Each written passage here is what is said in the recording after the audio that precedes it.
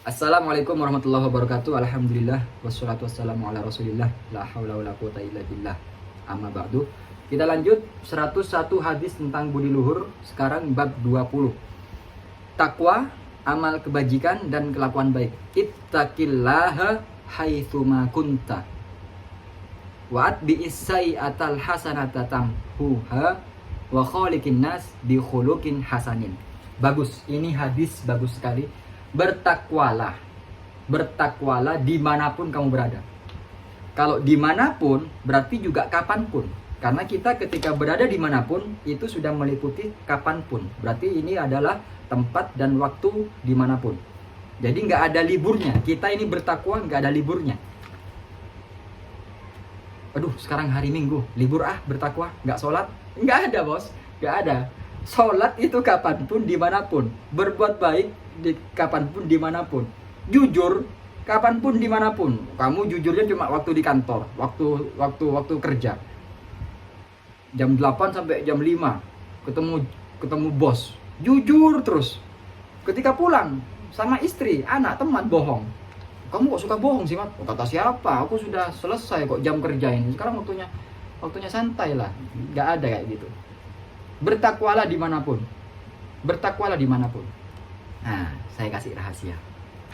Pokoknya kalau sama saya ini rahasia-rahasia terus ya. Orang yang bertakwa itu ya, rata-rata definisi takwa itu menjalankan segala perintahnya, meninggalkan segala larangannya. Nah, ini definisi orang-orang yang sering mereka sampaikan. Ini kurang oke. Karena ketika kita mendefinisikan takwa dengan meninggalkan segala larangannya, kita nggak bisa. Siapa yang bisa meninggalkan segala loh ya, meninggalkan segala larangannya? Larangannya ini dari yang besar sampai yang kecil. Kita meninggalkan segalanya, nggak bisa. Makanya harus ditambah itu koma, menjalankan perintahnya dan meninggalkan segala larangannya, koma. Apa lanjutannya? Dan jika engkau bermaksiat, segera taubat. Apa dalilnya? Wasari'u ila maghfiratin min rabbikum wa jannatin 'arduhas samawati wal ardh uiddat lil muttaqin. Surga itu yang seluas bumi dan langit dijanjikan untuk orang yang bertakwa. Siapa yang orang bertakwa? Alladzina yunfiquna fis sarra'i wad dharra'i wal kaziminal ghaidha wal 'afina 'anil nas. Orang yang bertakwa itu suka sedekah. Itu orang bertakwa. Tadi itu Bunda Yusuf bersedekah. Itu bukan hadiah ya, bersedekah. Ciri orang bertakwa, bersedekah saat lapang, saat sempit. Tetap bersedekah. Punya uang 1 juta, sedekah. Punya uang 100.000, sedekah. Oke. Alladzina yunfiquna fis sarra'i wad dharra'i wal kaziminal ghaidha, menahan amarah. Nah, ini ciri-ciri orang bertakwa. Tidak suka marah. Tidak suka emosi. Emotional question, emotional IQ. Intellectual question, emotional question. Jadi dia bisa menahan emosinya, tidak marah. Wal kaziminal ghaidha wal 'afina 'anil nas, memaafkan, suka memaafkan. Ini ciri orang bertakwa.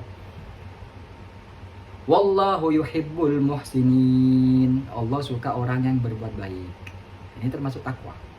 Lanjut.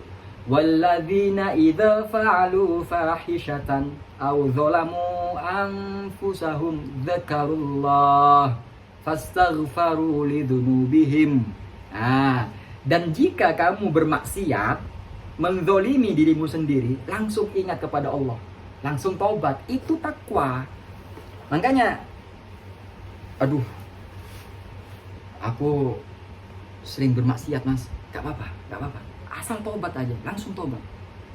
Tadi, ittaqillaha haitsuma kunta wa'at bi'is sayyi'atal hasanatam huha.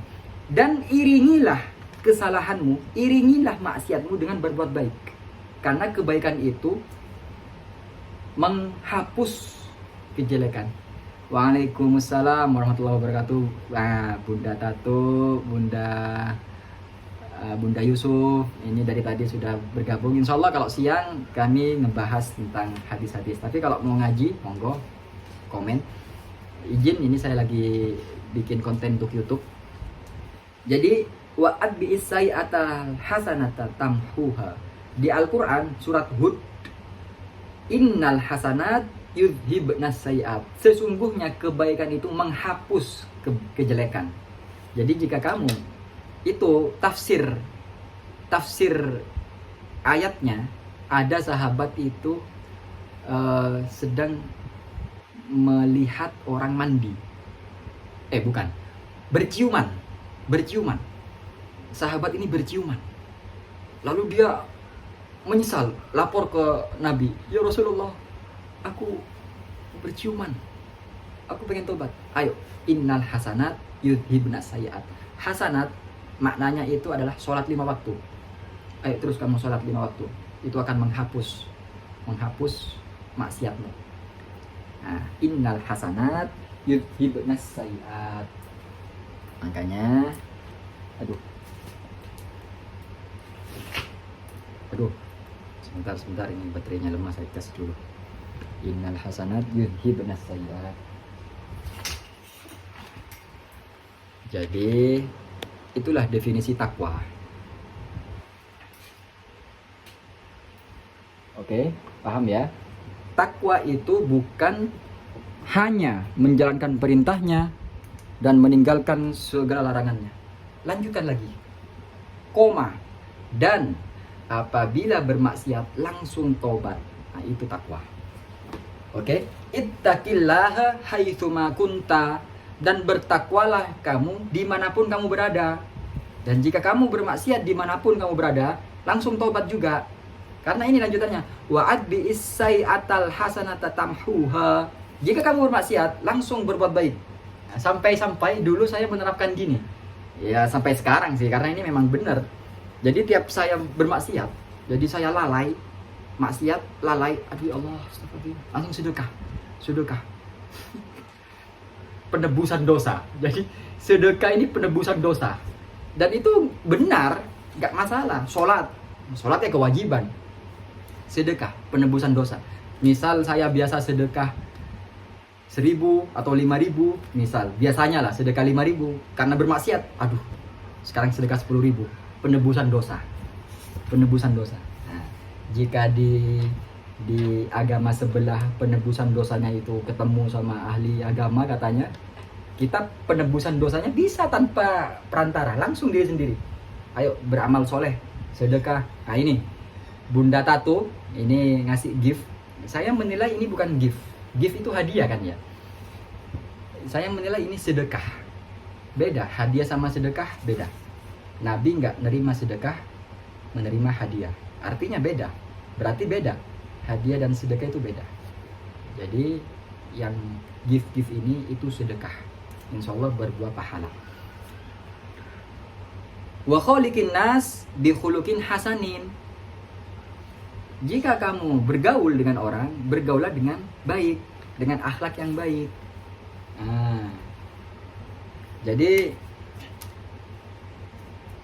terkadang pahala kita ini banyak, bisa bocor. Kita punya galon diisi pahala. Anggaplah pahala itu berupa cairan. Galon tabung pahala kita diisi pahala terus. Setiap hari sedekah, ngaji, sholat, puasa, pahala kita penuh galonnya. Tapi ternyata bocor. Makanya muflis, rugi, bangkrut. Siapakah orang yang bangkrut itu? Ternyata orang yang bangkrut itu pahalanya banyak di dunia, dia ahli ibadah. Tapi ketika di akhirat, lah, ya Allah, mana pahalaku yang aku kumpulkan? Ya bocor, tabunganmu bocor, galonmu bocor. Apa sebab? Suka mencaci orang, menghina orang, merampas hak orang, zalim ke orang. Nah, ini dia tidak berakhlak baik ke orang.